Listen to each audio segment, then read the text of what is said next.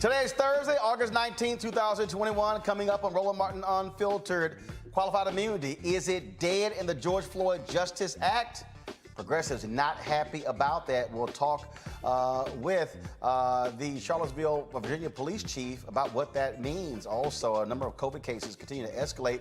President Joe Biden reveals his plan for defeating the virus. Also, Republicans, oh man, they just running their mouths saying no mask mandates. They just dropping like flies. Speaking of the NFL, they are not playing. They're actually requiring players to be vaccinated. And guess what? If you don't get vaccinated, you might get cut from a team. We'll talk with former NFL player Ben Watson. In Alabama, a doctor says he is no longer treating unvaccinated people because he saw those same folks decline the vaccine. He's like, y'all ain't my problem. And in Mississippi, hospitals have no beds and a staff shortage. It's also Black Business Month, and I will talk with Commerce Deputy Secretary Don Graves about that and what the Biden administration is doing to make sure black folks get some of that $1 trillion infrastructure money. We'll also have updates on what's happening in Haiti and Afghanistan. Also, professors at Spelman, are they going to be teaching? Concerned because of COVID-19. We'll give you the latest on what's happening at Spelman. It's time to bring the funk on Roland Martin Unfiltered. Let's go. He's got it. Whatever the miss, he's on it. Whatever it is, he's got the scoop, the fact, the find. And when it breaks, he's right on time and it's rolling. Best believe he's knowing. Putting it down from sports to news to politics. With entertainment just for kicks, he's rolling.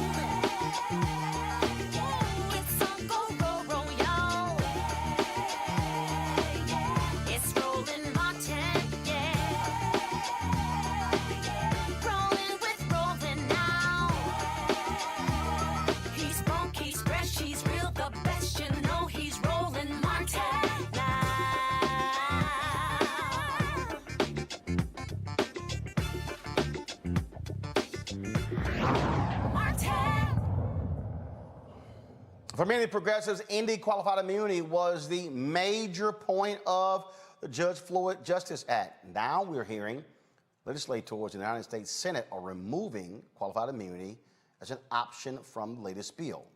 Now, of course, qualified immunity protects law enforcement officers from civil accountability for wrongdoing. This protection affords officers escape from punishment when they commit crimes like murder, assault, theft while on duty. Now, advocates argue qualified immunity abolishes police accountability. What you also have, though, is you have police unions and others who say, no, it should remain in. Progressives say if qualified immunity is removed, they will not support this bill, which would cause leading to a death blow to what is already a tenuous situation. Joining us right now is Dr. Rashad Brackney, Charlottesville, Virginia Chief of Police. Glad to have you here on Roland Martin Unfiltered. So let's talk about this here because, again, all we heard last year in the wake of George Floyd's death, when this bill was put forth, ending qualified immunity was in the House bill. You've had this constant back and forth in the United States Senate. You've had others, many say, if you take this out, you really have no bill. Your thoughts? So I don't think it's a binary, right? We always seem to think that things are either one or the other and that there's no room in between.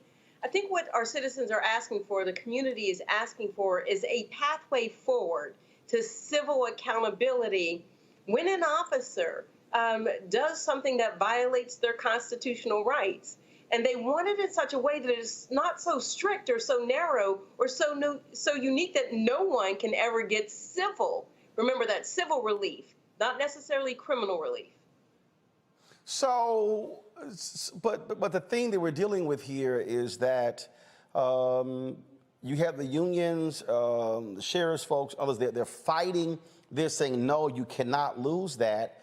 But what form of accountability do you have for police officers? Look, this has to get passed. You have folks on the right saying we're going to stand with these law enforcement officers. You have folks on the left who are saying you got to end police, you got to end qualified immunity. So what is the happy medium? Is there one? Well, I actually think there is. And NOBLE, the National Organization of Black Law Enforcement Executives, of who I am a member, we say that the pathway forward may be that you remove the qualified immunity from the organizations itself. Most officers are going to be indemnified when there is a lawsuit or when there's a settlement. In other words, the organization, the municipality already pays that.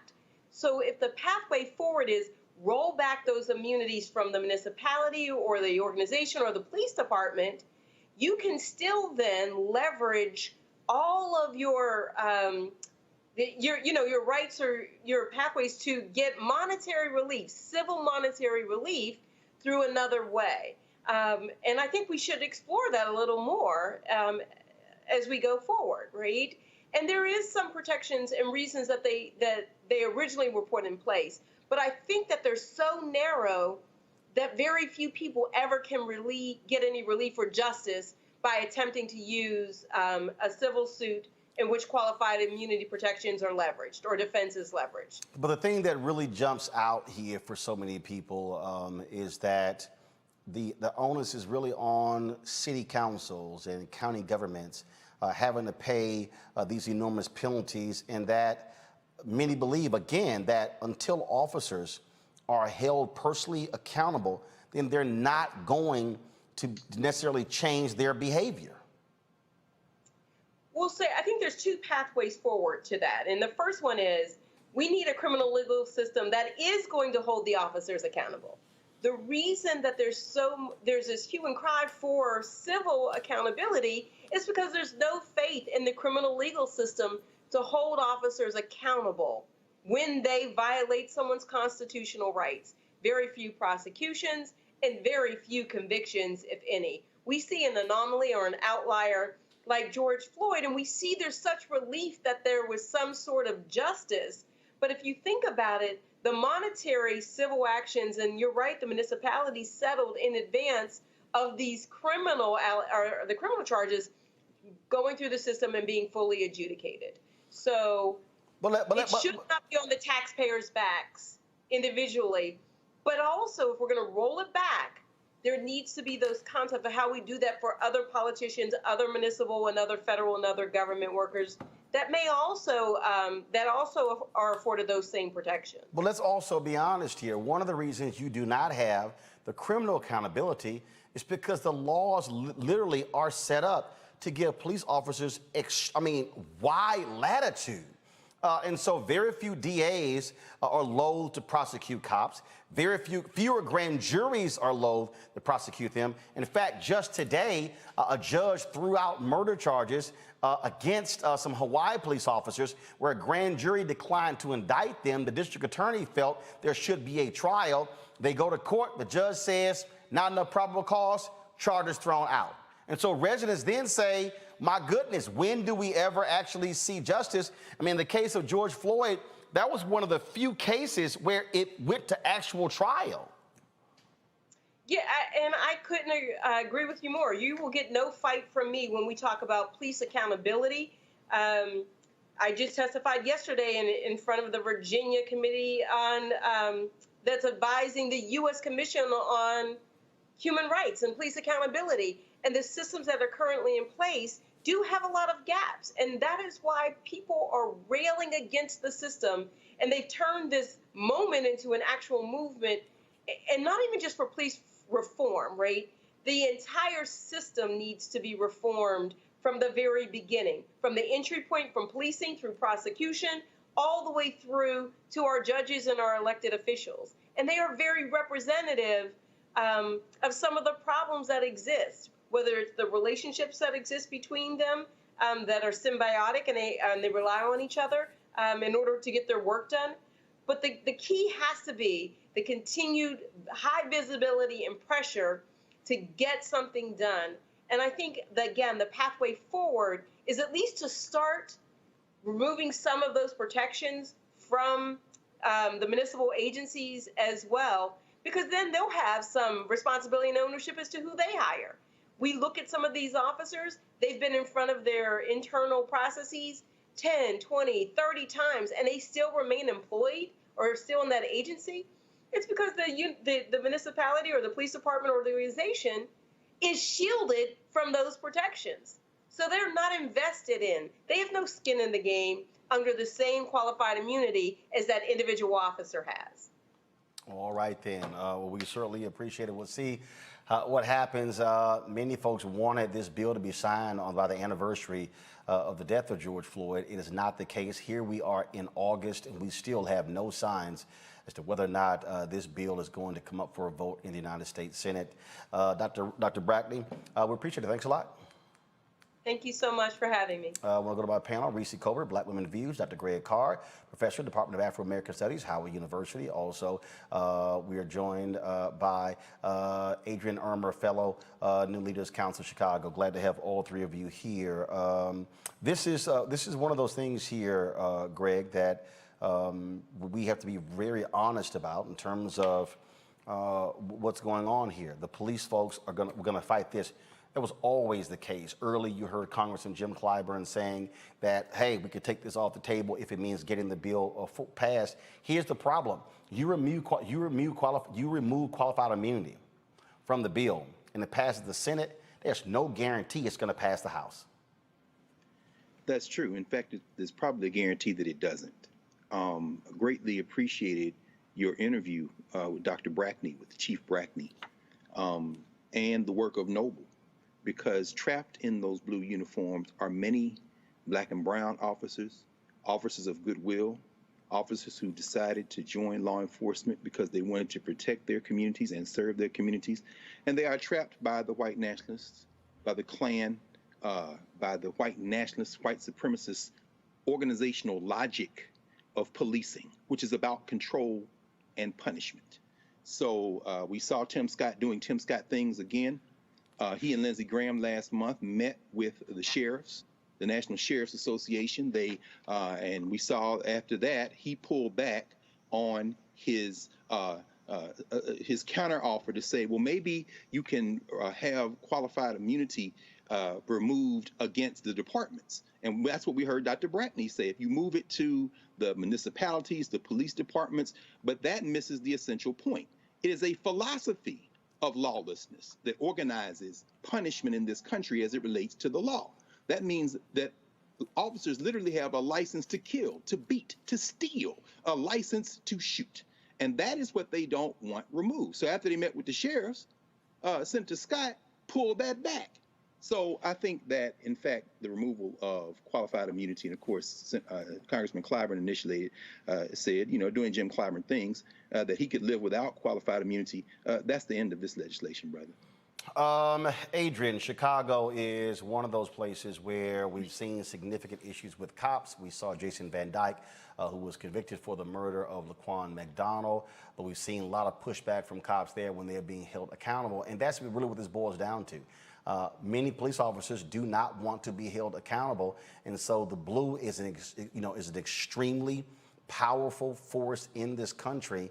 And many people, when they sit on grand juries, they give cops wide latitude and tremendous benefit of the doubt when they are brought before a judge or jury in a trial. No, absolutely. I mean, Chicago certainly isn't different than most other major jurisdictions across the country when it comes to a lack of police accountability and oversight.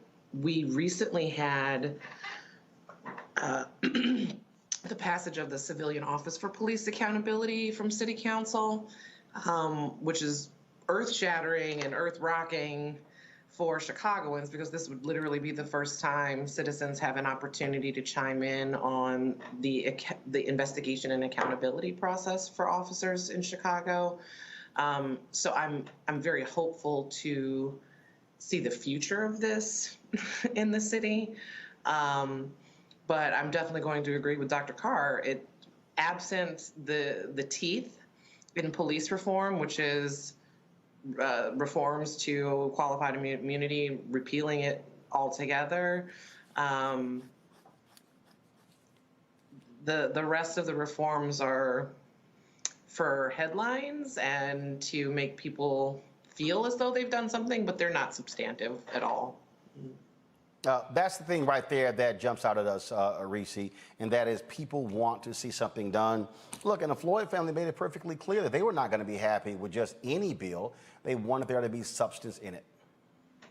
Yeah, but I'm going to disagree with you all. And I've said time and time again that I don't understand why everything has to be this all encompassing sweeping bill that solves 100% of all the problems. The fact is that the George Floyd Justice and Policing Act was hailed as the most comprehensive police reform bill that was ever created. This was held by many criminal justice reform experts and advocates. And so, yes, qualified immunity being stripped from this bill is a loss, but I would like to remind everybody that a lot of the things that actually spurred people getting out on the streets to protest, things like the no-knock warrants that led to Breonna Taylor's murder, is part of this bill. Also, ban on chokeholds, which is what ended up killing George Floyd, as well as others. You know, so those are things that are still in this bill. A national police misconduct registry is still a part of this bill. Something like that would have potentially saved Tamir Rice from being killed by the cops that were actually had misconduct from other departments, but they're allowed to just go to another department and not report that kind of things.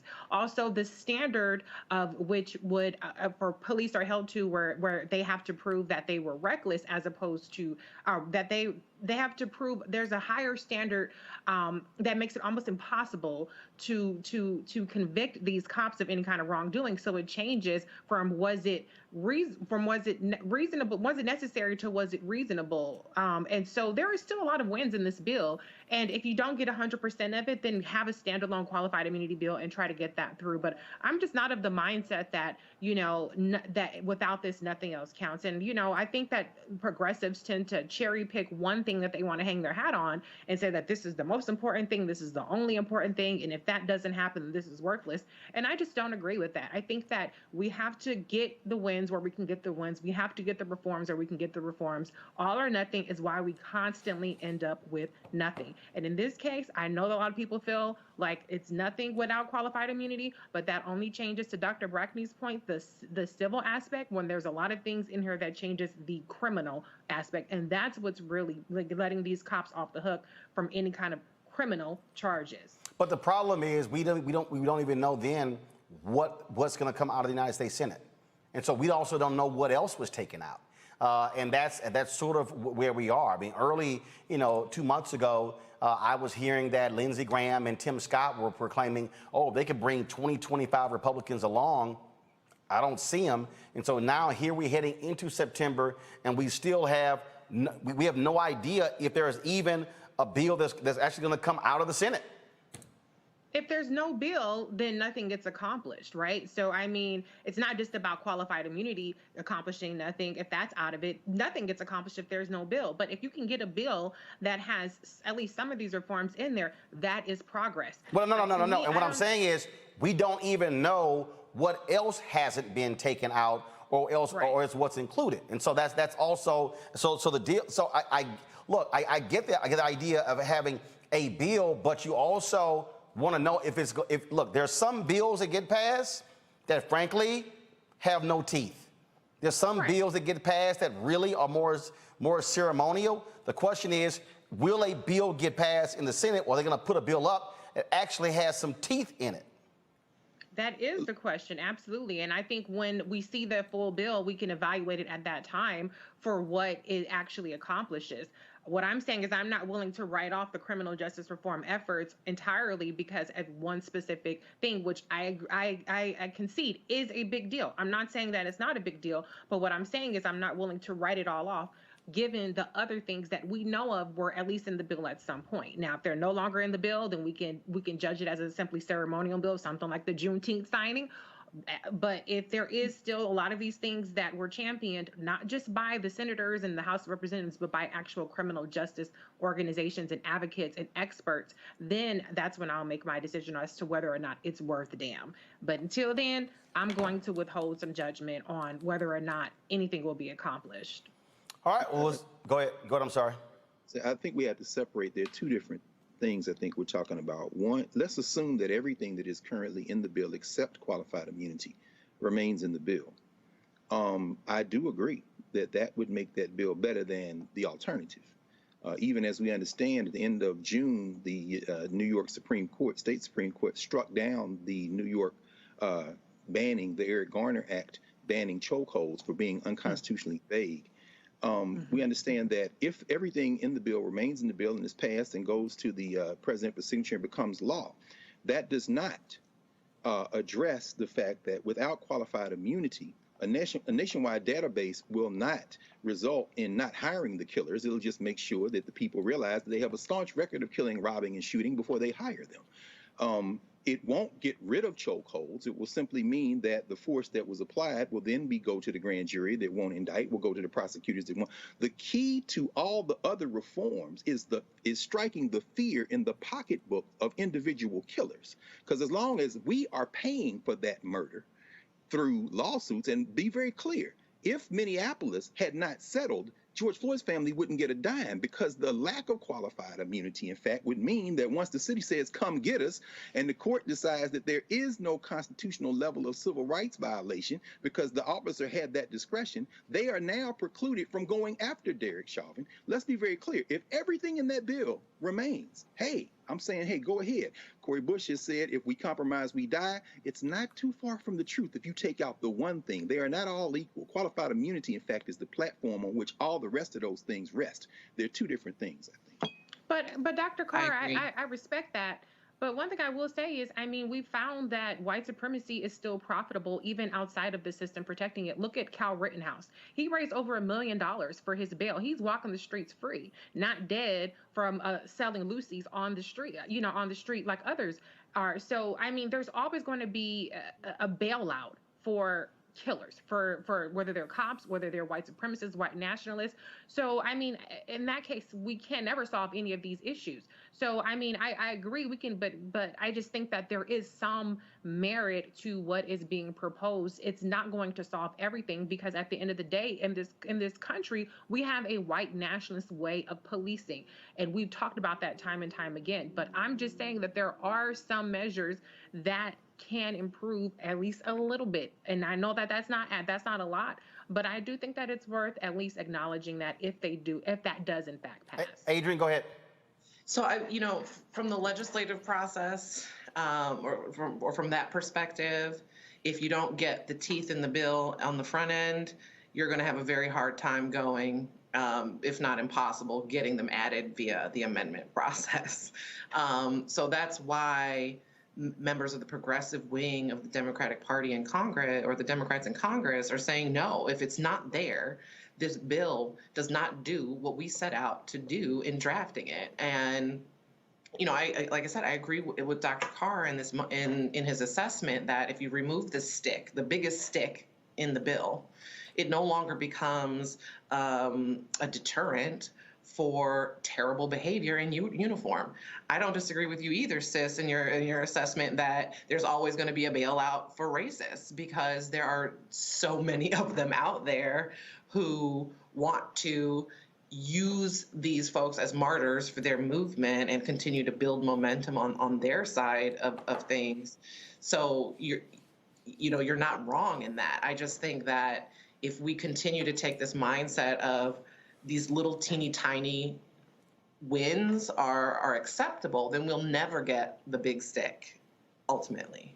Well, we're still waiting to see exactly what comes out of the U.S. Senate, and so we'll just have to wait and see. We don't have to wait and see what's going on, folks, when it comes to COVID-19. Cases are skyrocketing all across the country. We're seeing significant numbers, ICU beds filling up in Mississippi, Texas, Alabama, and so many states.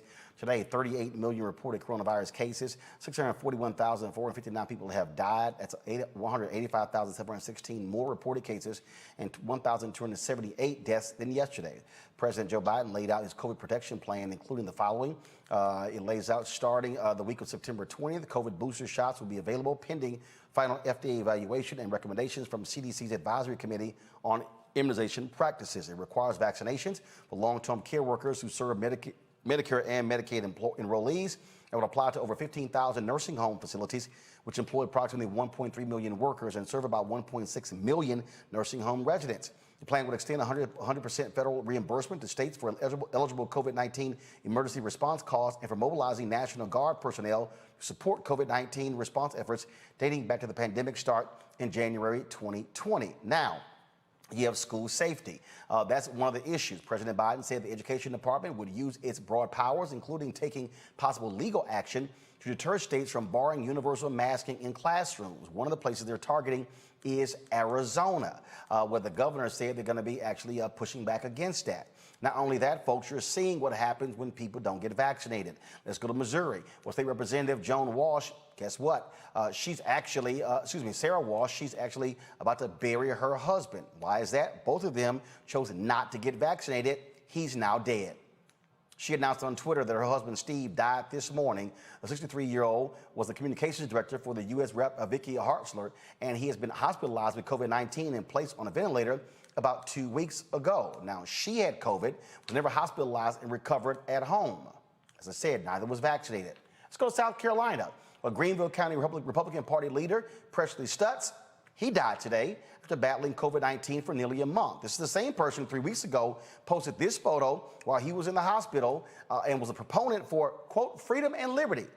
No one should be forced to wear a mask and get vaccinated. He's now dead. In New Orleans, what are Republicans doing? They're actually, folks, fighting the legislature there.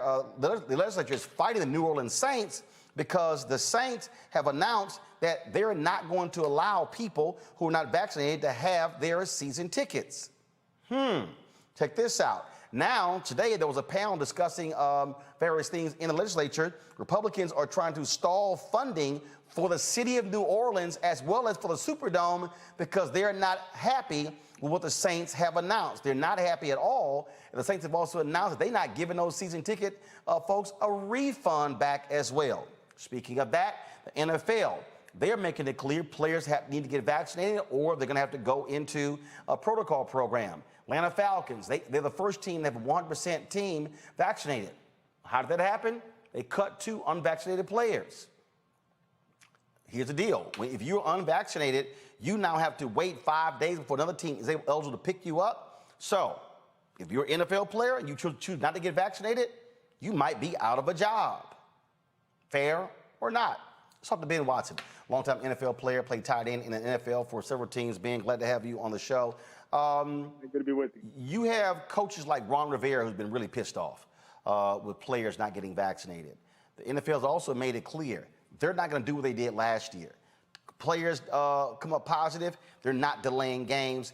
This could actually cost teams wins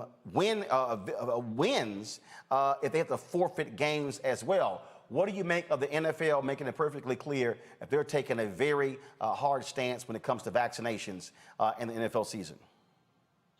Well, both the NFLPA as well as the NFL and all players, look, all the cities have a vested interest in having a full NFL season. Look, last year, there was no vaccine, but last year, no game was canceled. A couple were postponed. Nobody missed any game checks. That was a big thing that came out early as well. So not much has changed from a protocol standpoint, but now what the NFL is saying is if you have not gotten the COVID-19 shot, you will have certain freedoms.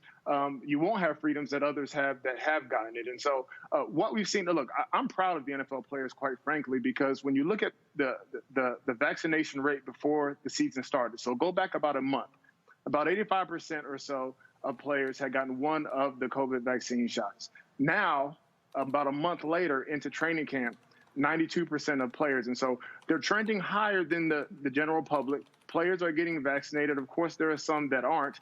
And I, for one, say, you know what? It's your choice. We will always say you have a choice. As a union, we say, look, we're going to protect players. We're going to do our best to provide you with the education. But at the end of the day, you have a choice. But it's going to be more difficult for you moving forward if you have not taken the shot. And look, this is what I keep saying. Yes, individuals have choices. And your choice may very well determine whether you have a job. Well, it's funny you brought up the Falcons. Now, I will venture to say, depending on who that player is, I've been in the NFL for 16 years, depending on who that player is, they could get vaccinated or not get vaccinated and not get cut. And so I'll venture to say that those who were removed from the team, the Atlanta Falcons, were probably on the lower end of the depth chart. But yes, even coming in, look, it's difficult for teams and staffs to deal with this. You have vaccinated players and coaches that are coming up testing positive, unvaccinated testing positive. And this needs to be a safe environment. So if you haven't been vaccinated, you'll be subjected to many of the same protocols as last year. Contact tracing, mask wearing, social distancing. If you are vaccinated, you have different freedoms. And so as the country goes, you will see the NFL go. And as you mentioned before, cases are skyrocketing. And so it's a very real and present danger, but it's also an evolving virus that we don't have all the answers to. Well, how about this here? You have also coaches. NFL announced that Tier 1 personnel must be vaccinated. Well, the Minnesota Vikings, they fired Rick Dennison, who was their assistant coach, because he refused the COVID-19 vaccine. Again, Dennison had a choice. He made his choice. They said goodbye. And also what's specific about that is that coaches are not unionized. And so when you have a union like the NFLPA, we can negotiate with the league. We can protect our players. We can agree on certain protocols, which are the protocols that are in place right now to prevent these sorts of outbreaks, so to speak. But coaches don't have that. And so you see a coach getting fired simply because he didn't take a vaccine. One of the things we're bringing in on a panel here, Reese, one of the things I think is important here, that what we're seeing, when Ben talked about you're seeing the increase in people getting the vaccine, it's because when they realized their jobs were on the line. Same thing happened. Look, people are sitting here, is the federal government going to issue a mandate? Guess what? Corporations finally said, we're not waiting on y'all. So when Disney and Walmart and law firms and other companies start saying, you ain't vaccinated, you can't work here, the hospitals did it. I mean, I see these people out here protesting who worked at hospitals saying this is unfair. And the hospital's like, what the hell are you talking about? We're the ones who are in the medical business. You people who work in nursing homes who are complaining, same thing. But we've seen so many people who died of COVID who were in nursing homes. This is what happens when private business, when big business says, okay, y'all can fight over those mask mandates and all sort of stuff along those lines. Even all those yahoos on Fox News, we discussed it yesterday. They're running their mouths on the air about mask mandates. Guess what? The company that cuts their checks got a mask mandate.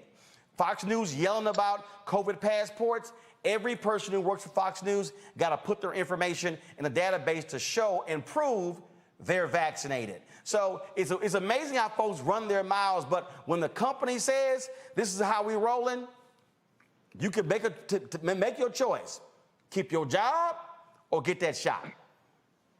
And it's quite disingenuous, honestly. If you have people that are vaccinated, people that have taken the shot, but then they will continue to talk about the fact that others maybe shouldn't. Also, I would venture to say that this is a result of some education, because especially in the NFL, you have very healthy individuals. You have individuals who have played an entire season last year without missing game checks, without missing games, even though there was no shot to take. So the protocols that were in place were clearly working. You also have the history.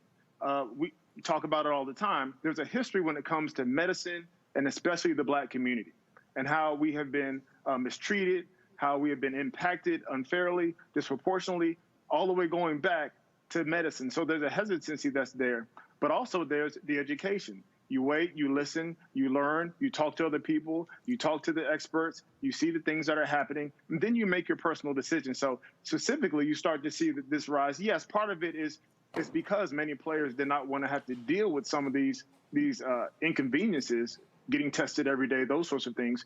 But there's also the impact of, okay, I've done my research, I've studied, I've talked to my family, I've made a decision that's best for me. I made it because I wanted to do it, not because I was immediately forced to without me having any agency. And I will always stand up for a player having agency. That's also what the NFLPA will always stand for. I think, Reese, I think a lot of those players did do that, but also I think that threat of not getting that check had an impact as well. I mean, let's be honest. The honor system didn't work, right? I mean, people were given 8 months to make the choice to get the vaccine, to do what's in the best interest for their health and for the best interest of the country. That's why we have a concept called public health. I know people are all up on their high horse about personal choice. Well, unfortunately, we're in the middle of a pandemic. Your personal choices impact everybody else around you. And so I think that everybody had as much patience as they possibly could, but when they saw that we were starting to plateau when it came to people taking the vaccine, and now there's a surge of the variant, the Delta variant, and that's not the last variant that we're going to have, and people were not being persuaded, and actually they were doubling and tripling down on not taking the vaccine. these corporations and the government had to step in and say, listen, take the vaccine or you're going to have to suffer the consequences. We're not going to subsidize your obstinance when it comes to believing that you don't have to take the vaccine. If you want to spend a whole bunch of money on CMOS and vitamins and increasing your immune system, more power to you, but you're not going to be able to, without consequence, go into the emergency room and increase the medical costs for everybody in our company when it comes to corporations and their healthcare, because they have to pay for that. And the same thing with the government. And so we tried the honor system with the mask, and all kind of people dropped the mask, and we saw a resurgence of COVID. And so unfortunately, you have to twist people's arms to do something that is really in their best interest. And some people will disagree that it's in their best interest. But even if you don't feel like it's in your personal best interest, I think it's indisputable that it's in the best interest of the country, that we have as many people vaccinated as possible, that we're taking as many preventative measures in trying to stunt this disease from taking off even more. And, protecting those who actually have no choice but to not take the vaccine, like kids and like people with certain medical conditions. And so if you have to twist people's arms, hey, I think the country is actually still mild compared to other places like Canada, which just recently instituted a ban on air or public transportation if you are not vaccinated. They're not even offering accommodation for you having a rapid test. If you're not vaccinated, you're not getting on a plane. You're not going on public transportation, period. So I still think that when it comes to America, hey, maybe you can find a place that's not for vaccination that you can work at. You don't have to work for the federal government. You still have a choice, but your choice has consequences, period. Well, we had, of course, we saw this couple out of Florida, Adrian, who were arrested. They had a fake vaccination card when they flew to Hawaii. They their ass in jail right now. So you see that That's happening. That's forging a federal document. Huh? That's forging a federal document. Well, and I think that's the thing that people don't understand. You run around, talk about your little fake vaccine cards. You are violating the law. Oh, absolutely. And we've seen multiple stories of even healthcare professionals producing CDC cards either fraudulently, like not having received a vaccine, but being given a CDC card, or reproducing them and selling them illegally on things like eBay. Like, really? You think the federal government isn't out here monitoring the transactions of false documentation around vaccination? And it's not just employers that are jumping on the responsibility bandwagon. Insurance companies are now making you pay a larger portion of your hospital bill if you're unvaccinated and end up in the ICU with COVID complications, which I think is a reasonable. And look, I'm not the one who's going to be banging a drum for big insurance companies, but this is a reasonable. This is a reasonable carve out that they're making, because these folks are taking risks not just with their lives, but with everybody else's lives, and using up valuable healthcare resources in a time where it's not where folks are suffering from things that aren't just COVID. We also are seeing this impact in education, Greg. There are a lot of concerned professors out there as well when it comes to students returning to the classroom, kind of protocols that they actually have in place as well. The folks are putting out all sorts of things, talking about there were, you were having different, strikes at Spelman. I reached out to Spelman. They said that it's actually not happening. They laid out exactly what's going on about the fall classes. They will have in-class learning, but they have mandatory vaccinations requiring COVID-19 testing, symptom track and monitoring, contact tracing, mandatory mask wearing, frequent hand washing and disinfecting, physical distancing, isolation and quarantine measures. But again, you're a professor of these universities are requiring folks to be back in class, just like what's happening in NFL. People who are operating in close quarters, it gets unwieldy in terms of what you're able to control and who to control.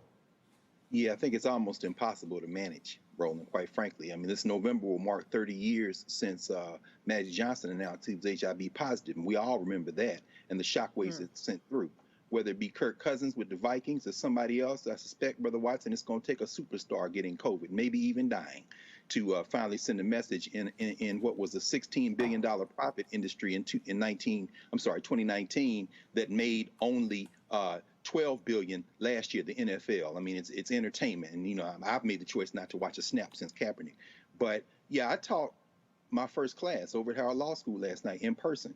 And I can tell you right now, I don't see how any entity, any of the 400 colleges that have required that all of us be vaccinated, and most of those colleges and universities, by the way, in states that were voted for Biden in the election.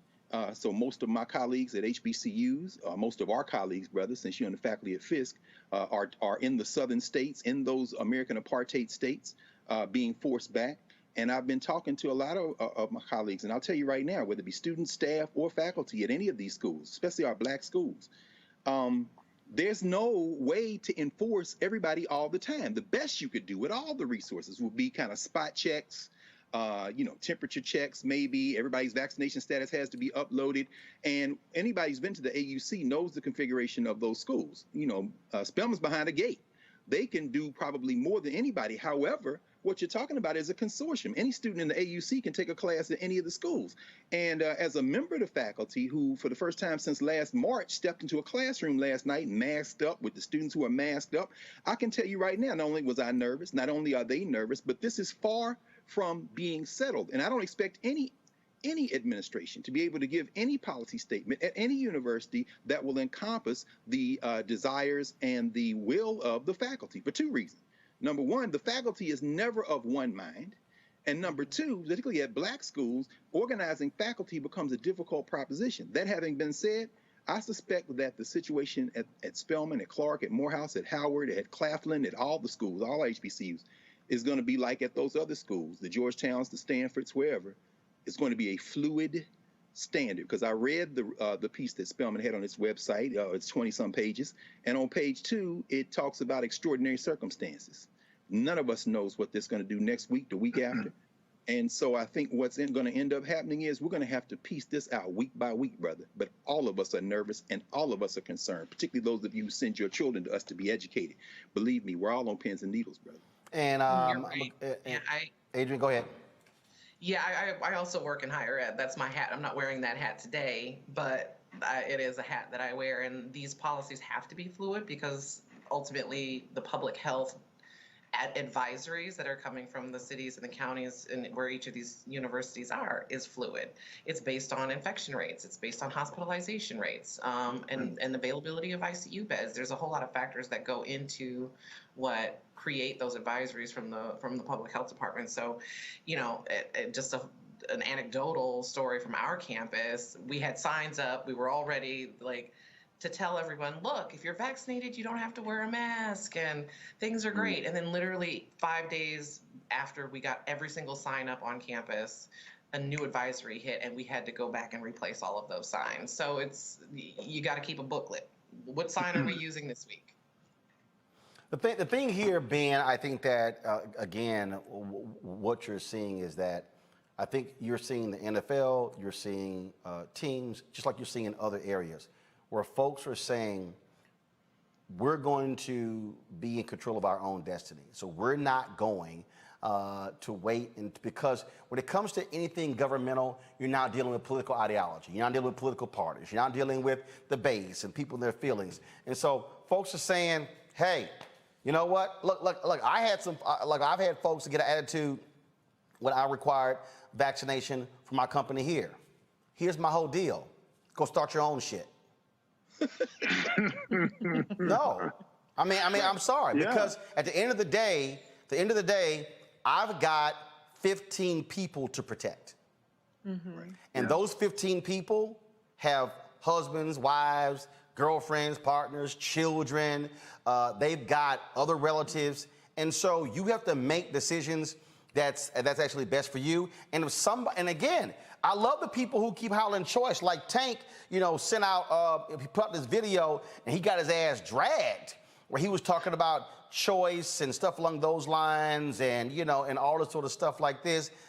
This is what is now on his Instagram page. Go to my computer. My personal decisions are none of your business. Enjoy the music, The General. Well, guess what? When you start running your mouth out there, and then people respond, just like Kirk Cousins, They responded, and he lost an endorsement from a hospital there in Minnesota. When you had Jay Cutler, who ran his mouth about he didn't like mask mandates, and Uber Eats said, holla at you later. And here's the deal, Ben, it's choices. And guess what? Sure. Those companies are gonna have the choice whether to be in business with you based upon your choices. They do, No, and absolutely. choices always have consequences. I mean, I have 7 children, and so my wife and I tell them all the time, your choices actually have consequences. Those 7 children, well, 5 of them are school age, and the school they went to 2 weeks ago, before school started, there was an optional mask mandate, and then before school started, it changed into a mandatory mask mandate for several weeks, and it's going to be fluid. That's the thing. I think that part of the frustration that so many of us have is that we just don't have the solid, concrete information that we're used to having. I'll take it to the NFL. A lot of players were tweeting and upset a couple weeks ago when the NFL made that new memo because the expectation was, if I get this shot, I won't be tested, I won't get the virus, I won't be able to pass the virus. And as we've seen, people who are vaccinated can get the virus. Their symptoms, however, are nowhere near as what they would be if you didn't have it. They can also pass the virus. And so that's where we are right now. And I think you're absolutely right when you say that companies, corporations, they have to take care of the people that they're entrusted with taking care of. They have to make the right choice at the right time, which will allow their business to continue. And right now, that's to tell people to get the vaccine. But the frustrating part is that it's been so politicized in the beginning, which it should not have been. And also, there's such an evolving recommendation coming from the experts that people many times have a certain distrust, and it makes it difficult for those making decisions to make them. Well, let me say this here, and Ben, feel free to pass it on. If there's any NFL player who is confused or concerned about the details, tell them they should watch this damn show. Here's why. Here's why, and this is very basic for anybody who's watching. And I've heard other people talk about, oh, well, this was told and then things changed. Yes, because that's what viruses do. Right. Viruses wreak havoc. They create changes. And the thing is, last night we had Dr. Graves from North Carolina A&T on, who specifically explained what happens when a number of people chose not to get vaccinated, how the virus mutates when it hops from one body to the other, and how it is forever changing. A virus is constantly trying to figure out a new way to hurt more people based upon the previous person. And so I think part of the problem here is that there are a lot of Americans, white, black, Latino, Asian, Native American, I don't care who they are, a lot of people. This is what is a problem with, I think, for a lot of us Americans. We want certainty. If I take this shot, I'm cured. 100%, I'm warding everything off. Nope. Then they're like, okay, what's the deal? Well, because there are a thing called strains, there are variants. Well, what do you mean there's a strain? I took the vaccine. Yes, the vaccine that you took was specifically meant for the COVID-19, that particular virus.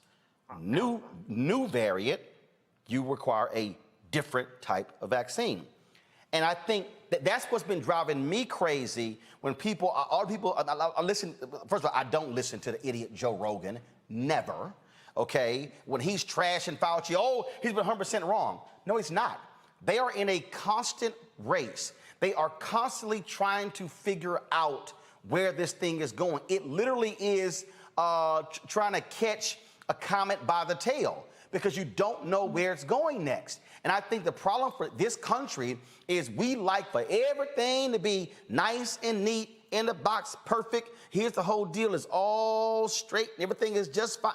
No, it just doesn't happen that way, and that's what's driving people crazy. And this is why I keep saying we're going to keep putting black scientists and black doctors, people who are literally trained in this, discussing this. If I want to have an in-depth conversation about how to become an NFL all-pro tight end, I'm probably going to call you, Ben.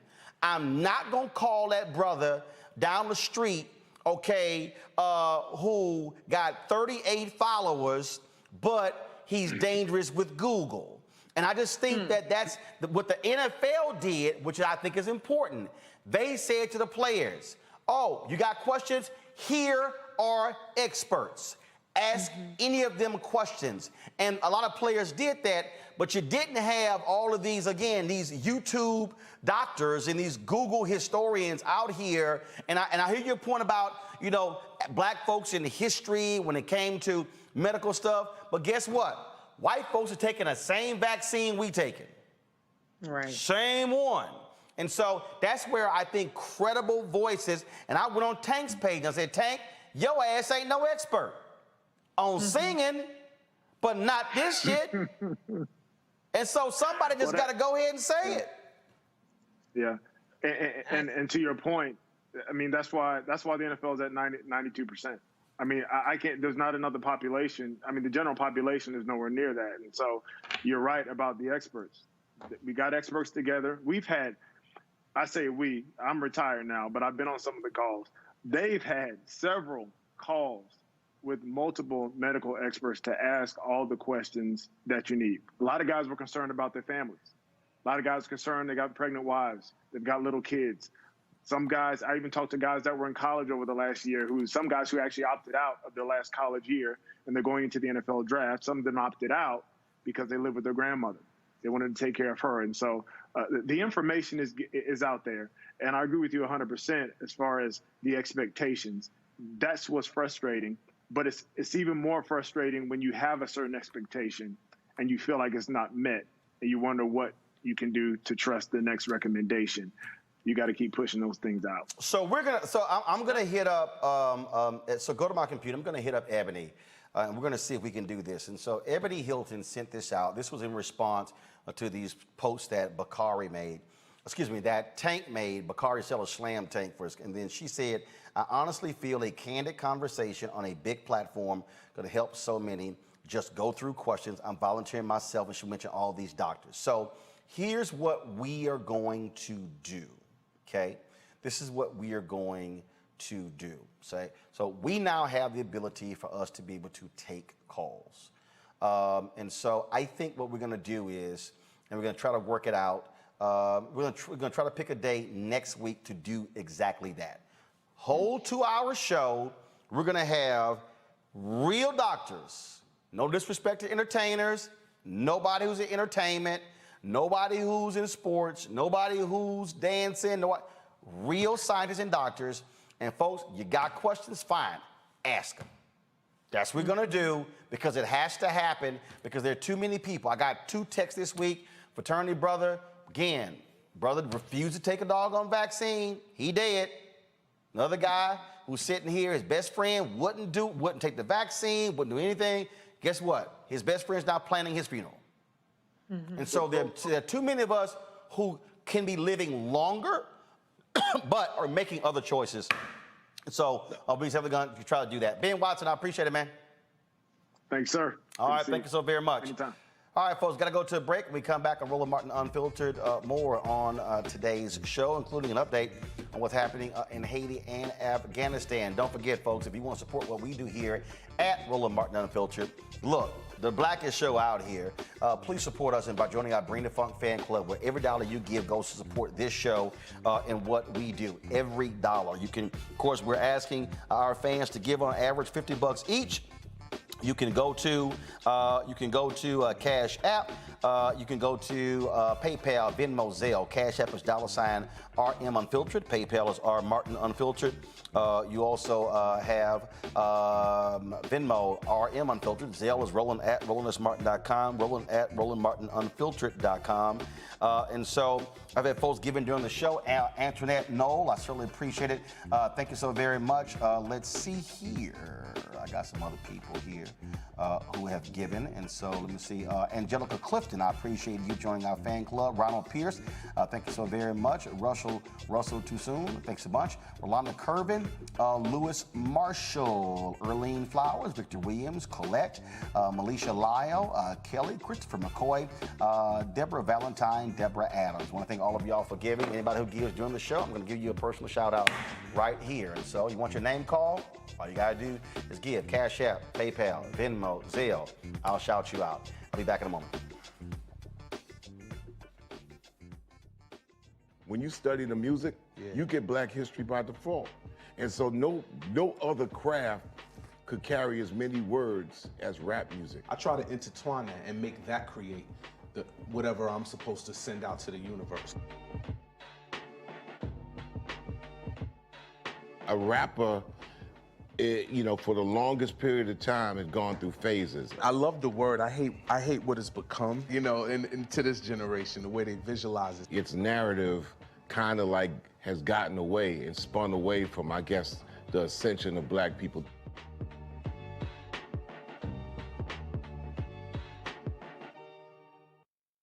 Football bans and one of the best fan experiences in the country. The Cricket BX SWAC Challenge kickoff returns to Atlanta on August 28th, along with special guests, College Game Day. Then Alcorn State takes on North Carolina Central with conference bragging rights on the line. Center Park Stadium is the place to be on August 28th. Come tailgate all day before enjoying a primetime matchup on the gridiron. You don't want to miss this. Check out MEACSWACChallenge.com for more information. Don't forget, folks, Roland Martin Unfiltered is going to be broadcasting live from Atlanta on Friday and Saturday. Friday, we'll be at the Atlanta Braves Stadium talking to the presidents of both universities, as well as officials with the SWAC and MEAC. Then on Saturday, we'll be at the Coca-Cola Fan Zone broadcasting live from that particular afternoon. And then, of course, we'll be live streaming the halftime show and the concert taking place after the game. You can watch it at 7 p.m. Eastern on ESPN. And we appreciate it in partnership with Coca-Cola of making this happen. See you next week. People our age have lost the ability to focus the discipline on the art of organizing. The challenges, there's so many of them and they're complex. And we need to be moving to address them. But I'm able to say, watch out, Tiffany. I know this road. That is so freaking dope.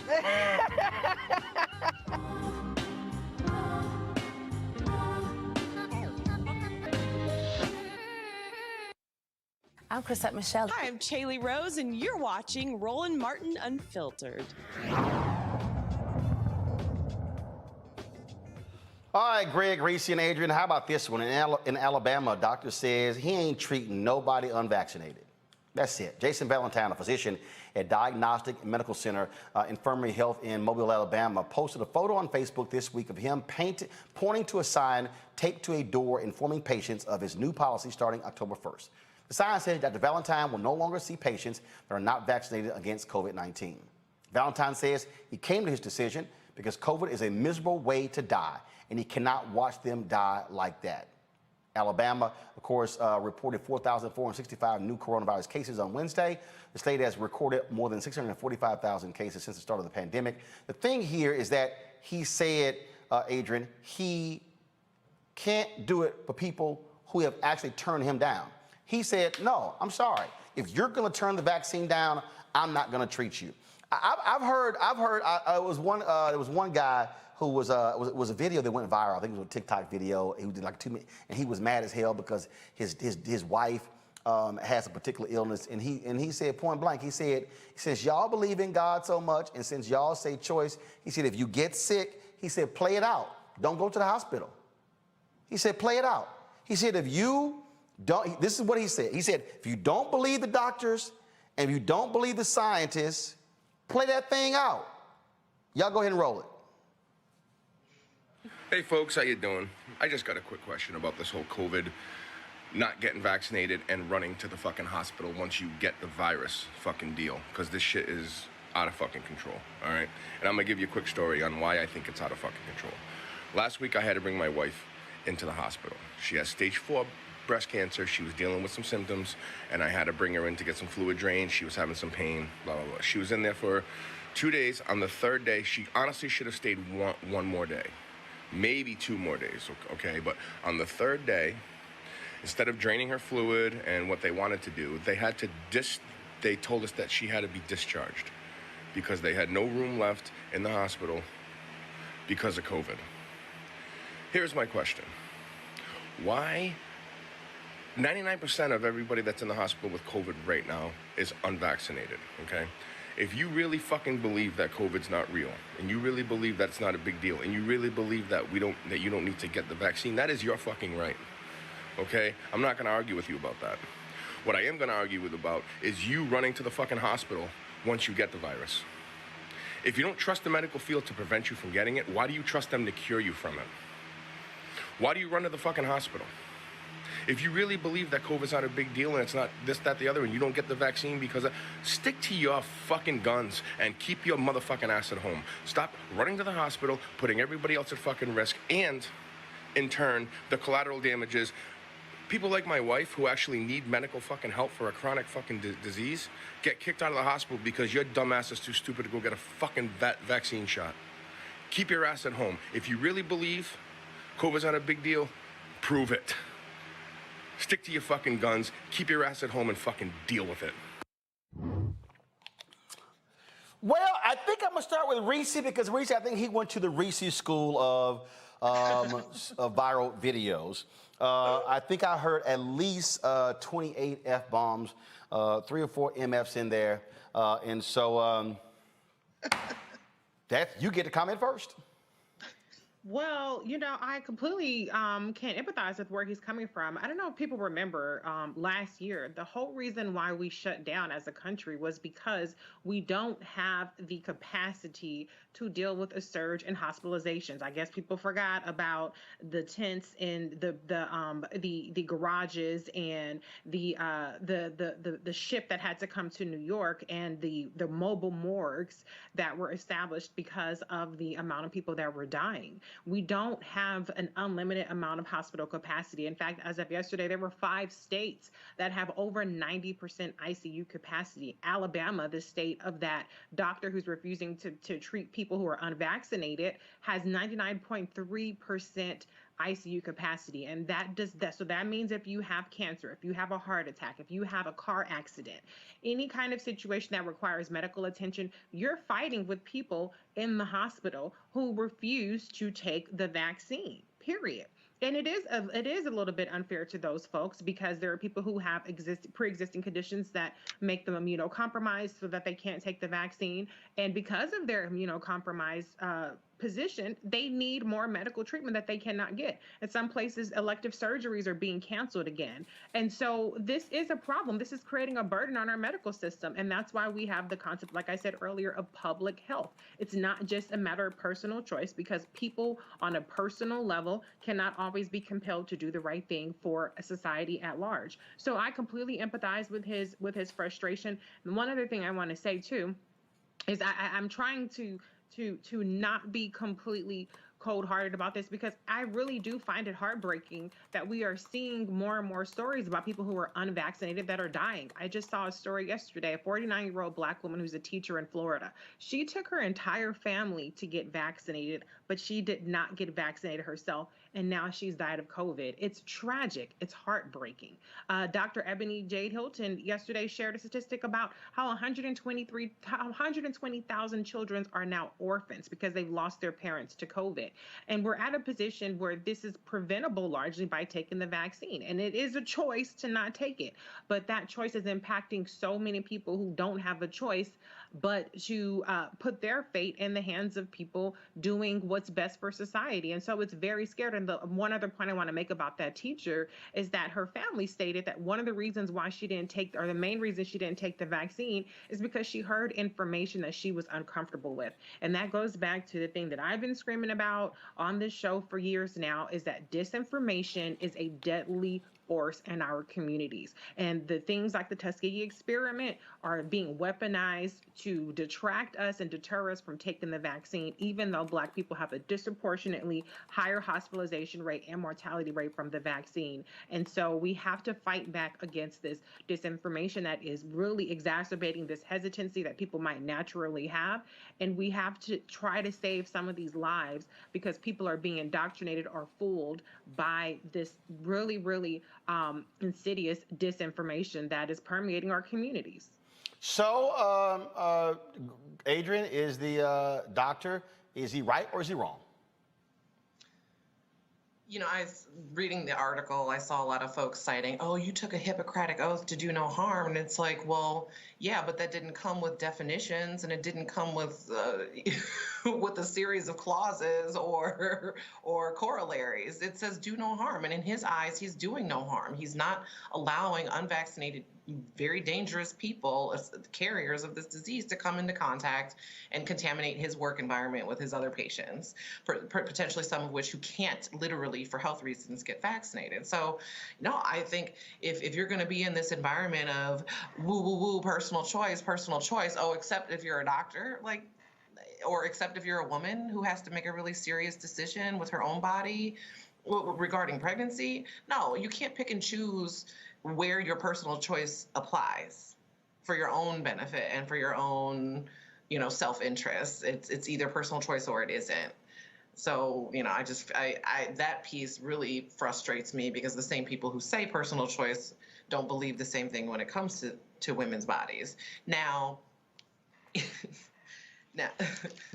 the doctor leveraging social media to make his point, I think is valid. I think it's important that the medical community starts fighting back against folks who refuse to accept the science, like the gentleman very colorfully said, who refuse to accept the science of vaccines, but then want to bang down the door for an ICU bed. You know, I think the medical community fighting back is valid and important. Greg, doctor, is he right or is he wrong? Fair, unfair? I don't know if it's a question of fair or unfair, Roland, quite frankly.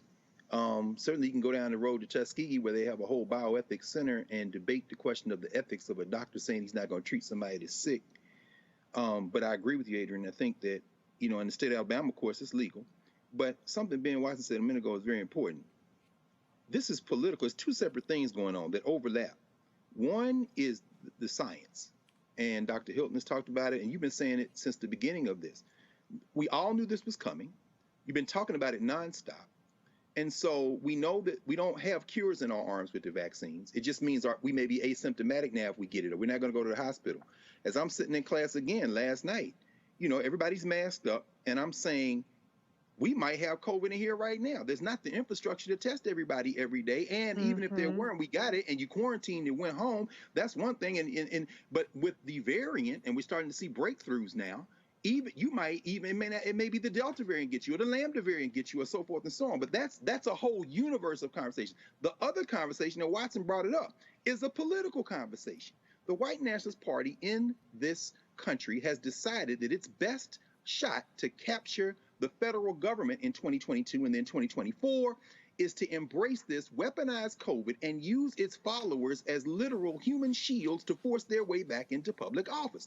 And so Biden's response today, telling Cardona, you know, go and exert the federal apparatus through the Department of Education onto these states, that is a response that is partially political. They're trying to get to the elections of 22 and 24. That's what Abbott is doing. That's what DeSantis is doing in Texas and Florida. They are literally rallying this for political points. Now, the only wild card in this is that week-by-week wild card that we've been talking about, Adrian, you just said, because as this virus that doesn't recognize race or politics continues to make us sick and kill us, we are in a race literally against time, and what the white nationalists have calculated is they're willing to take that risk. So when Kay Ivey in Alabama says, well, what else can I do? I can't tell them to take it. I done told them to take it. No, you didn't tell them to take it early on, because you made a political calculation to put your white nationalist followers on the line, and now that they're dying, the thing that might break this up is those white people and those black people and those other people who come to their senses when somebody in their family gets sick or dies, worse if they are the carrier, vaccinated, unvaccinated, to kill somebody. But frankly, none of us know how this is going to turn out. There is no roadmap, but there are two separate things playing, and a lot of it's overlapping. There's the science and the medicine, and there's the politics. And we have to be very clear about that. And to Roland Martin and Filter's credit, you've been clear about it from day one, brother. Absolutely. Can I say one more thing? Hold up. Adrian, then Reese. Go. Really quickly to your point, those are the folks who have that literally front door death experience, whose stories aren't being told on the news outlets, that these anti or vaccine hesitant folks are watching. Fox News isn't telling the story of this young couple who passed away. It's CNN, it's BBC, but that's not the platforms that these folks are watching. And I just, how do we compel Fox News to tell these stories? Like, good luck with that. I struggle to figure out how we send those messages. Mm-hmm. Reese? Yeah, so let me just say this. For all of the talk about the inequities in the healthcare system and the justifiable mistrust that Black people have in the healthcare system and in the government, the vaccine is the most race-neutral solution that is out there. It's free, it's readily available, and there is, I won't say no discrimination, because at the reality there are some ways that people might not have the ability to take the vaccine, but it is as neutral as it gets. So that's something that can prevent you from being hospitalized or even dying or having a severe case of it. Now, on the flip side, the treatment side, now that's where all of the inequities come in, because you have somebody like Governor Greg Abbott, who has had a third booster shot, which is not available to the general public, and he had Regeneron. He had a monoclonal antibody. And I know somebody who has COVID, and they were vaccinated, so thank God they didn't have a severe case, but they were able to get Regeneron. But you know that I would say they had to jump through so many hoops. Now, if you think that as you, a regular schmegular Black person who's not insured and who can barely get into an ER, is going to get a very expensive treatment like Regeneron to save your life, you're delusional. So all of the paranoia and justifiable mistrust and distrust that you have in the government and the healthcare system, apply that to the treatment side, because that's where we are absolutely seeing the disparities in race and the disparities in the access that people have. And so if you have to throw your lot in with trusting one side or another, I would rather throw my lot in with the most neutral solution of something that has been administered 4.8 billion times around the world, and that is the vaccine. Not trying to hang my hat on getting access to Regeneron, which is something that has thousands of doses perhaps throughout the entire state in some states, and it's not even available everywhere. So that's just something to think about. What's neutral, the vaccine, or what's not neutral, the treatment. All right, folks, gotta go to a break. We come back, we're gonna talk about business. What's the Biden administration doing to ensure we get some of that $1.2 trillion infrastructure money? We'll discuss that next with the top official of the Commerce Department. But before we do that, let's hear from our partners with Seek.com.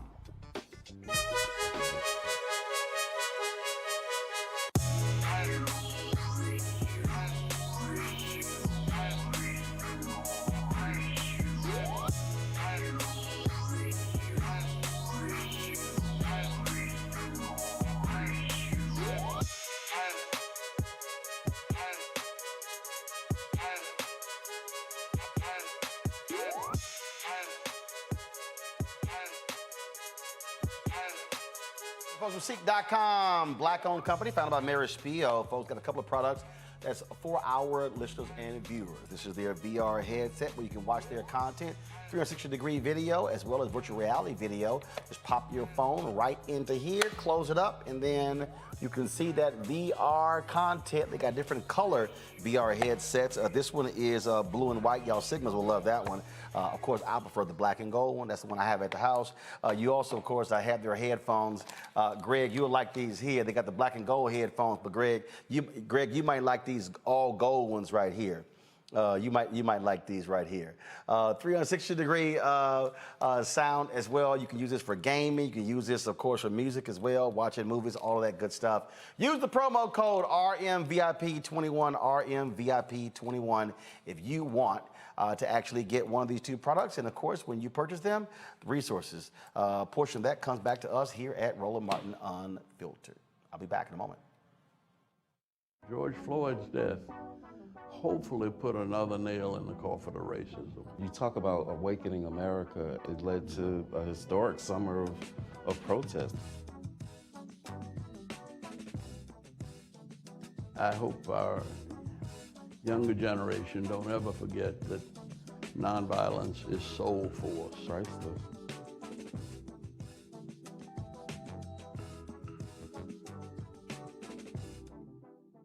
Football bans and one of the best fan experiences in the country. The Cricket BX SWAC Challenge kickoff returns to Atlanta on August 28th, along with special guests, College Game Day.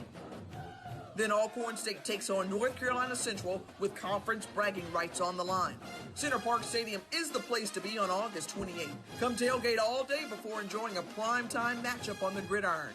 You don't want to miss this. Check out MEACSWACChallenge.com for more information. It ain't just about hurting black folk. Right. You got to deal with it. It's injustice. It's wrong.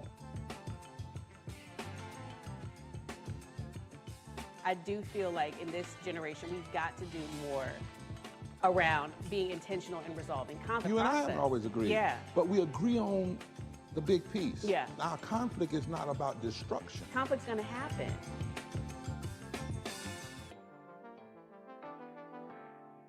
I'm Bill Duke. This is Diala Riddle, and you're watching Roland Martin Unfiltered. Stay woke.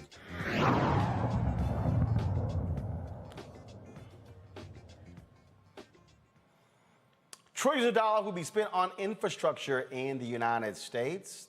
The question is, how much of that is going to flow towards African Americans? That was the question I posed to Don Graves, who's a top official, Deputy Secretary for the Commerce Department of the Biden administration.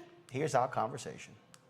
Secretary Graves, glad to have you on Roland Martin Unfiltered. Let's get right to it. One of the things that our audience keeps focusing on is the impact for African Americans when it comes to this economy, especially when it comes to federal contracting, when it comes to this infrastructure bill. How was that being made a priority? Well, Roland, thanks for having me on. And I guess I'll just start by saying this has been a priority of the president since day one, and actually long before day one. He knows that our economy can't be successful until every community in the country is brought into the bargain. And frankly, we've seen the numbers. If you look at the economic impact of inclusive opportunities in providing those opportunities to Black businesses and other minority businesses, that can lead to to trillions of dollars of increased GDP. So it's absolutely essential that we do this right now. That's why the president has focused on his Build Back Better agenda. It's why the infrastructure plan is so important right now. We need to get these dollars into communities, these investments to improve our roads, our bridges, to improve our drinking water by removing the lead pipes, by investing in broadband so that every community in the country has access to affordable, accessible high-speed broadband. And we have to do it in a way that utilizes minority businesses. The Black businesses that for so long have been kept out of these types of opportunities, we're very focused on ensuring that every one of them has a better chance than they've had in the past, that our procurement folks are very focused on finding ways to bring more Black businesses to the table as these dollars go out. And it's something that the president did in the very first days of office, signing an executive order that made sure that diversity, equity, and inclusion were a significant part of every federal department in their procurement, in their hiring. So the president and the rest of us in the federal government are very focused on finding the ways that we can make sure that Black businesses have the opportunities that they need to succeed. They can hire folks from the community, and the community overall can see more economic vitality. There was a column that ran yesterday in Barron's. It was written by Ursula Burns, Robert Smith, John Rogers, and David Clooney. Of course, executive director of the Black Economic Exchange. And one of the things that they wrote in that particular piece is that they said that, this is what they wrote. Currently, only 5% of federal contracting dollars are required to go to minority and women-owned businesses, even though Black people alone account for approximately 13%. They are calling for that to be raised to 13%. They also say that there needs to be much better transparency in corporate spending by professional services category. So there are a number of things that they actually laid out there. And so is that also being considered? Because as they say, that 5% number is way too low. Well, they're exactly right. That number is way too low. We're certainly looking at ways that we can increase the direct spending with minority businesses. We're looking at ways that we can make sure that every federal contractor, as they look at their contracting partners, that they're looking at utilization of minority firms. But as my friends wrote in that column, it's also about things like utilization of asset managers with the pension funds that the federal government oversees.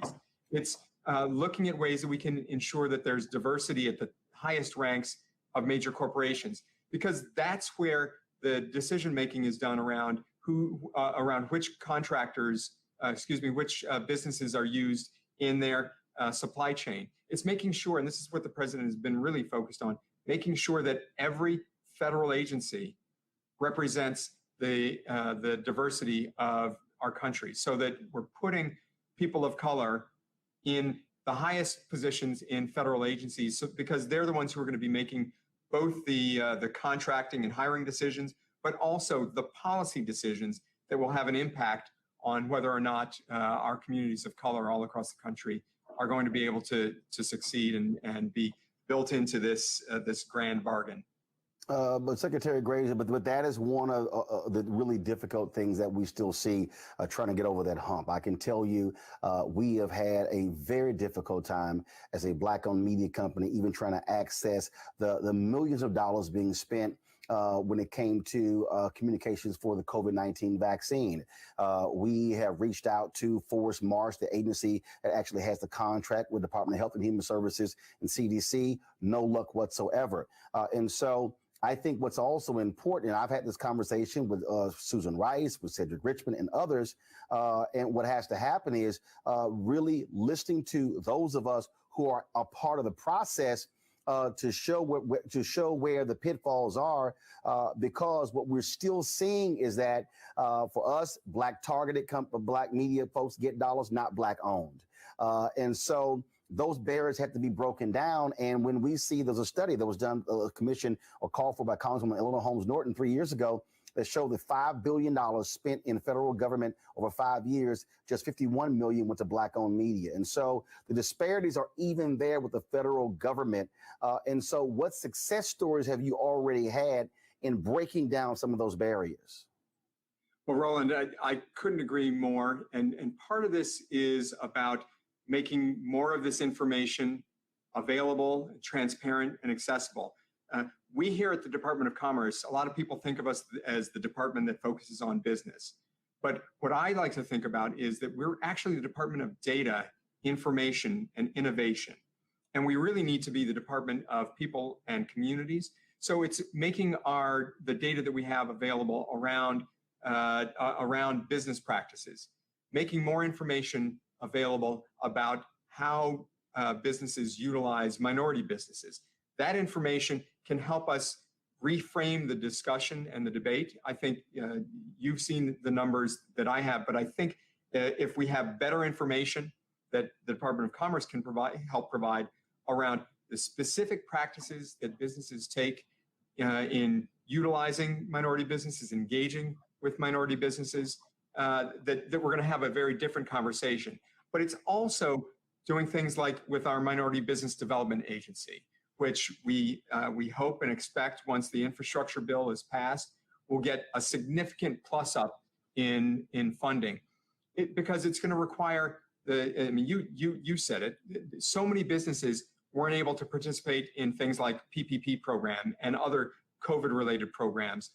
Part of that is because they didn't have the credit and capital. Even when they had the know-how, they didn't have access to the funding to be able to grow, to handle those types of contracts.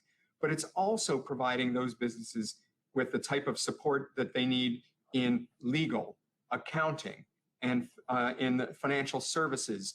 Because I talk to businesses all the time who have said, well, I couldn't get the PPP program to work for me because I couldn't fill out the paperwork because I didn't have my charter documents, they weren't right, or I didn't have the 5 years or so of my tax returns ready.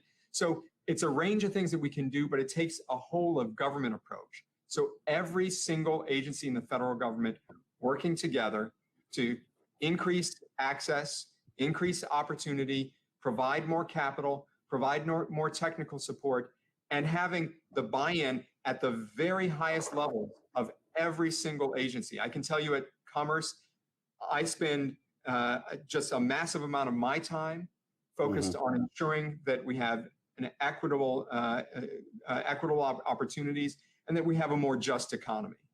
Well, we certainly look forward to that. And we also, with that $1.2 trillion being spent, we'll be looking for that to be really studied to make sure that those dollars are flowing to Black-owned companies. And so, Secretary Graves, we certainly appreciate it. Thanks a lot. Thanks so much, Roland. Bottom line is here, Reese. It's a lot of money is going to be spent. They better make sure that gets in the hands of Black people. Absolutely. And I'm going to actually invoke John Hope Bryant, who you've had on the show many times. The government contracting process is very complicated. It's all about how requisitions are written. It can be written in a way that our request for proposals are written. It can be written in a way to further narrow down the group who are eligible for it. And so, people need to go out there and get the money, and they have to make sure that they follow the protocols and the proposal process so that they can invoke it. But it's also important that the administration takes the initiative into channeling some of this money into organizations that can then, get this money into the hands of Black businesses, minority-owned businesses. So I think that it's a complicated process. It's not going to be a snap your fingers and it's resolved type of thing. But I think it is encouraging that they do have a lens towards Black-owned businesses as opposed to the Trump administration, in which 400,000 Black businesses were shut down as a result of the COVID pandemic, and Black businesses in particular were disproportionately denied the PPP loans and things of that nature. So there's a lot of ways to go, but I've seen from several different cabinet officials and different agencies that the Biden-Harris administration is looking at ways at making government funds more equitable. Adrian, go ahead. I think you were jumping in. Go ahead. Yeah, I was just going to add on to some of your points. I mean, the part of the reason, one reason why Black businesses didn't get access to some of the PPP loans is the speed of their internet. Literally became a factor in access to those dollars. Also, to add on in terms of the nuance of government contracting, because this is part of a background that I have, is licensing, insurance, and bonding. Bonding is the key. Most Black businesses capable of doing government work don't have the bonding, and that's because they're not given access to it. They're not shown how to access it at the level that the government requires. So what I would love to see some of these dollars going to is a pipeline program that would really give access to these businesses the bonding and the level of insurance required to do government contracting. So good. Greg. No, Adrian, it's so funny you say that. I remember at Marion Barry's funeral, listening to very successful Black business people, and one in particular, a builder in the area, now a billionaire, I believe, if my memory serves correct, who says it was Marion Barry insisting on Black lawyers who could write bond, who could underwrite an insurance and who could get in the pipeline and going in meetings and saying, until I see a certain percentage of black faces in this room, DC's not doing business with you. That created that kind of wealth. And so that raises two things. And Roland, this is why I think this segment is so important in its various kind of permutations, including, but I love this phrase that you've created that kind of precedes this kind of conversation. Where's our money? Not one penny of what we've been talking about belongs to the federal government, including their salaries. We paid taxes, you see. So while every billionaire in the world is stealing, I mean, I read the Financial Times every day, the mergers and acquisitions are off the chain. Now they're in, today's Financial Times was dealing with futures, the biggest futures company in the world, so absorbing another of its former subsidiaries to build it. They are going stratospheric, and inequality is expanding. The people who need this money the most, who've paid taxes, are the ones who, as Reese just said, and as we just heard again, Adrian, you just said, they have the least access to it.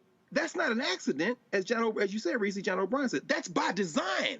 The infrastructure is set up to reward those people who have the lobbyists, who have bought the elected officials, who write that policy to make sure you don't have the kind of access. What Marion Barry did was puncture that a little bit, but then we have a problem. And this is why everybody who gives to Roland Martin Unfiltered, please listen very carefully to what I'm about to say. Because many of those people that Marion Barry made millionaires fled Washington, D.C. and ain't done a damn thing for black people except try to say, look at me, I'm successful, which means the race is successful. The businesses that invest in black communities, like Roland Martin Unfiltered, must be the ones that we support while this war is being waged to get our money back. That's the other step to this. That's why you have to support black businesses, because so few of them survive when that inequality is going on. But those who are struggling to survive, who have the platform to push for it, you really got to support them, because some of these Negroes don't run off with the money and ain't doing nothing except going hanging out somewhere where you can't get in, talking about, look at us, we succeeded, so black people succeeded. Now, that ain't the math, bro. So thank you for doing this. And what people don't understand is, like, I'll give a perfect example. I saw a story earlier today where Prince O'Hare, the CEO of Black News Channel, announced they may be moving, BNC to Atlanta. Okay, that's great, but here's the deal, and facts are facts. The majority owner of BNC ain't black. It's Shahid Khan, the Pakistani-American billionaire who owns the Jacksonville Jaguars. That's no different than Viacom-CBS owning BET. That's no difference than iHeartRadio owning Black Information Network. I do commentary, it's on there, but it's no different. That's no different than Complex, okay? All these people going toward the Complex saying, if you want to reach black people online, buy from Complex. None of the people are black owned. And so what they're really saying is, hey, y'all should be comfortable getting a check, not ownership. And that's the whole piece there. And so in that story, they mentioned they have 320 employees. Okay, that's because he's invested some $50, $75 million into it. To your point, Greg, I ain't had no billionaire come to me and say, hey, Roland, what could you do with 25 million? Oh, I know exactly what I could do with 25 million. That's why, again, why I was pressing Secretary Don Graves, why I press on these advertising dollars. And it cracks me up, Greg, these idiotic folk commenting, oh, why you always begging? Why you always, they don't have to spend money with us. But guess what? Your ass buying their products. How about that? This is really what this requires, Reese. And I've said this for a very long time. What we're trying to do here is a reprogramming of Black America. Black America, so from the moment we got here, we were programmed to be slaves. We were programmed to create excitement and make other people happy. We were programmed to dance and sing for the entertainment of other people. We are America's greatest tastemakers. We could take what was called an orthopedic shoe, and now all of a sudden it turned into Tim's. And next thing you know, it's the hottest thing that folk want to wear. Now you got shoes that growing up, we were like, man, wasn't nobody wearing no damn construction shoes. Greg, you know, what if your ass rolled to school in them, they were like, your ass got on some construction, you got on some mustard color construction shoes. Don't do it. That's right. Now all of a sudden, oh my God, it's like we could take anything and make that sucker hot. Crocs. But the difference. Huh? How did they turn Crocs into a shoe? No, that's what I'm saying. That's what I'm saying. Yeah, because somebody black made it hot. But the thing here is, there has to be a reprogramming. Reese, we have to reprogram our people to stop being happy accepting a check and learn how to actually get a direct deposit, how to endorse checks. See, that's the difference. And so that's really what the focus is, and why we're so adamant in calling companies out who run ads for us to buy on black targeted media, but don't want to cut black-owned media in on the budgets. Well, Roland, I have 2 points to make. The first point is to Dr. Carr's point about lobbyists. So what you're doing is really what lobbyists get paid a lot of money to go and sit in these very expensive steakhouses, or go and sit in these cigar filled, and I like cigars, don't get me wrong, filled lounges and hobnob with those that are in power. And so they are granted an audience because they have the money. Well, black people, we got to get the money before we can have the money to have an audience with you. And so what you're doing is you're doing a public pressure campaign. And so it works both ways. A lot of times the lobbying, the behind the scenes stuff and the wheeling and dealing works. And then other times you have to name and shame people into doing the right thing. And so I have absolutely no problem. Actually, I encourage you to do that. And what you're doing is actually helping people beyond just your business. It's helping black media. And I think it's helping open some people's eyes to the fact that a closed mouth does not get fed. This is not charity. Nobody is going to give black media or black people anything just to be nice. They're going to do it because there is an impetus for that. This whole racial reckoning that we had, and people were, donating money. Black Lives Matter, I think, what did they get? 30 million or 300 million or some very large amount that people were upset about. They did that because that was something that they could. Oh, Van Jones. Yeah, Van Jones got $100 million from Jeff Bezos, which is absurd. But all of this is because there's a look to it. They have to do that for pressure and all things like that. Like I said, it's not altruism. So I think that what you're doing is absolutely necessary. And the second point I want to make is something I've made several times on the show, is that black people are the validators of this country. We're the trendsetters. We're the tastemakers, as you just said. Black Twitter is something that can make or break a show, a movie, etc. And so we have power that we can harness. We make or break political campaigns and candidates. And we have to harness that power a lot better. And people that have the power, that have the platform, like the Tanks, like the Eddie Griffiths, et cetera, I can go on. Layla Ali, even the other day, was posting some things. They could lend their platform to what Dr. Ebony Jade Hilton said, for instance, which is convening a bunch of black doctors and experts and have these conversations, but they won't, because that's not something that they find to be particularly popular or profitable with their audience. And so instead of making information and facts and science profitable and popular, they choose to side with the other side. Instead of making entrepreneurship and, as you said, Roland, endorsing checks popular, they are happy with getting crumbs and going along just to get along. But that is not what's going to benefit our community. It's not going to benefit our collective and keep us alive and keep us thriving. Well, again, what I need people to understand is this is reprogramming. This is retraining our minds. I'm going to end y'all with this here. I mean, look, several years ago, my nephew Chris, who's now going to middle school, when we it was after the Houston Texans football game, Chris probably was, 3, not even 4 years old. And we were, after the game, we were talking, and Bum Phillips' son, Wade Phillips, was the defensive coordinator, and Chris had a football, and he handed for Wade to sign, and Wade said, "So Chris, you gonna grow up to be a linebacker?" I said, "Oh no. I said, Wade, Chris is not being raised to be a linebacker. He's being raised to be an owner. And he sort of looked at me, and I was like, yes, he's being raised to be the owner of the football team, not the player. Folks, that's reprogramming.